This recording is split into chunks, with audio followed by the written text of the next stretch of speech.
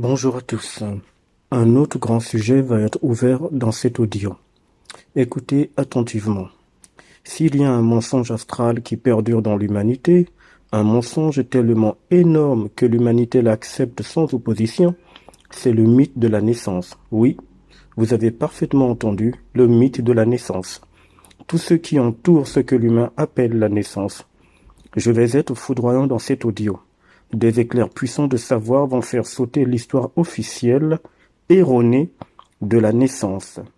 Histoire qui a été savamment orchestrée par le système archontique de cette planète, par les entités. Vous qui êtes à l'écoute de cet audio, sachez que vous n'êtes jamais né. Vous n'avez jamais eu de naissance. Aucun humain au sens universel ne naît. Aucun. Il y a une grande confusion qui se télécharge dans chaque humain au sujet de cette aberration que les gens appellent la naissance. En effet, l'humain confond le corps de chair, donc le corps humain, à l'âme. Et selon cet humain, il n'y a aucune différence. Or, il est important de savoir ici qu'il faut faire une différence entre le corps et l'âme. Selon l'humain, le fait qu'il y ait une différence est quasiment difficile à accepter. Et pourtant, c'est le cas. L'humain est certain que l'âme ainsi que le corps naissent ensemble et grandissent ensemble. Cela est très grave.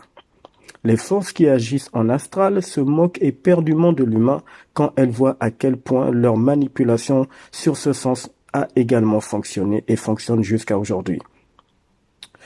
Que vous soyez avocat, ministre, menuisier, technicien de surface, homme ou femme d'affaires, diplomate, boulanger, président, maître nageur, naturopathe, médecin et j'en passe, vous avez été certain que vous êtes né un jour, dans un mois, à une certaine année. Et tout est fait pour que vous y croyiez.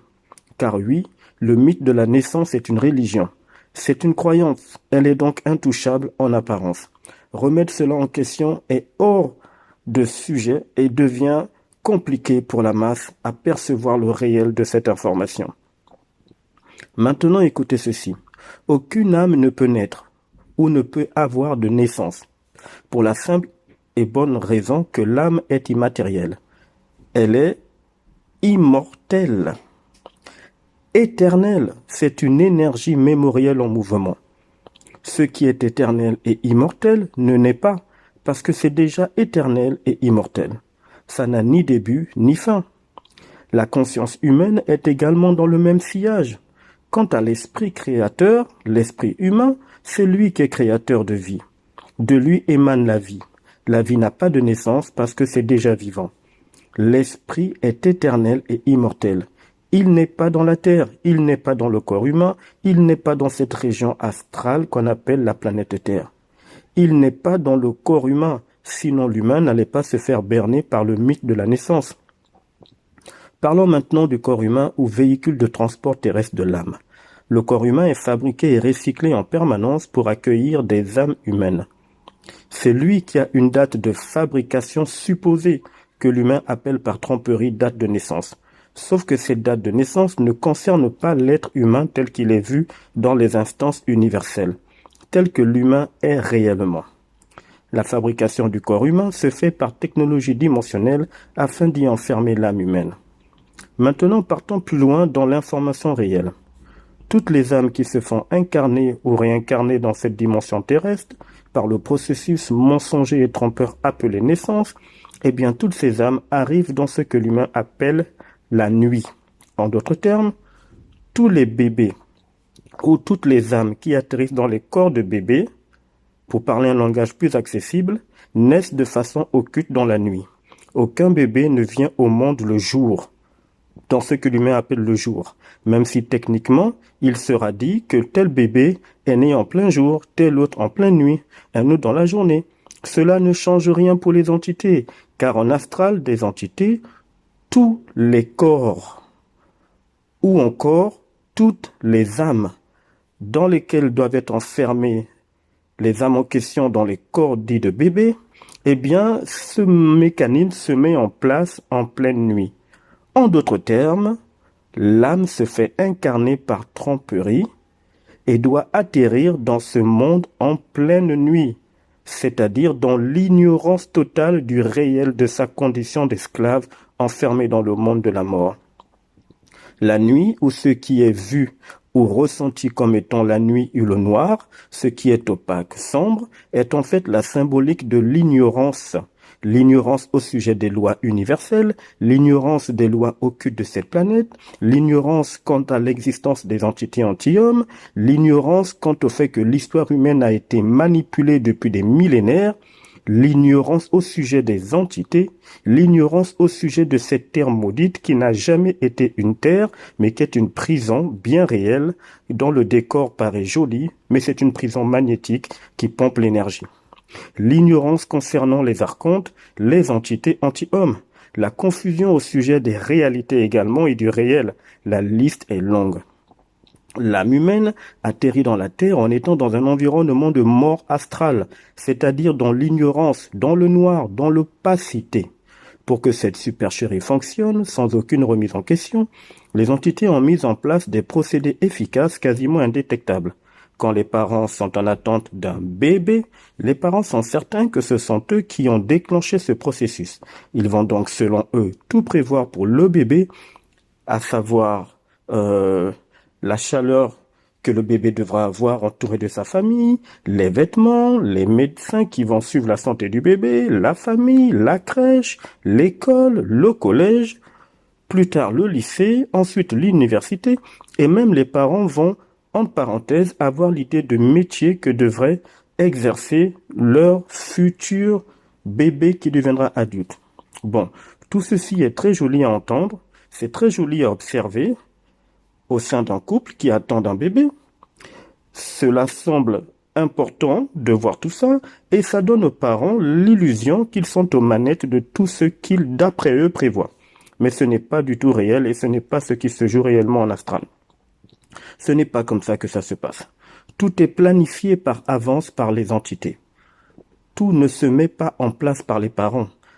Ça, c'est l'impression qui leur est envoyée mentalement sous forme de pensée. Et c'est pour ça que les parents diront ou disent « Pensons à acheter ceci ou cela pour le bébé ». Or, il faut savoir qu'aucune pensée ne vient de l'être humain.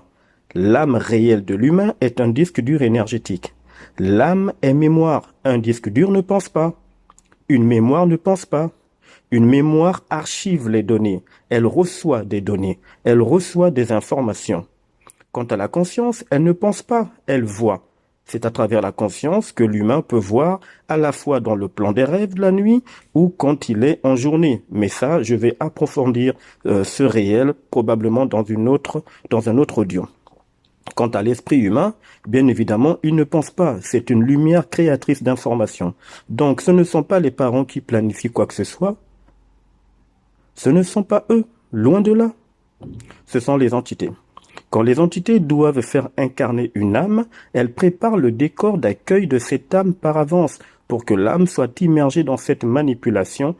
Quelle est l'impression qu'elle vient de naître, que tout ce qui l'entoure est réel? Les entités vont ainsi télécharger des programmes dits de famille dans l'âme humaine. Elles vont télécharger dans cette âme des faux souvenirs. Elles vont mettre un décor habitable, elles vont tout mettre en place.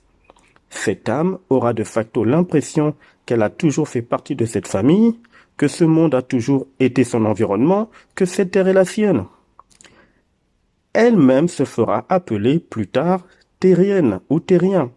Elle sera certaine qu'elle a une généalogie, une lignée, et le piège se referme car les entités peuvent maintenant commencer la récolte énergétique de cette âme qui produira beaucoup de louches, en d'autres termes, par les réactions émotionnelles, les sentiments, les attachements, les souvenirs écrans ou encore les souvenirs qui sont manipulés, cette âme va se faire attacher dans le monde de la mort, donc dans cette terre, et servira de nourriture énergétique aux entités à travers tous les ressentis qu'elle va avoir.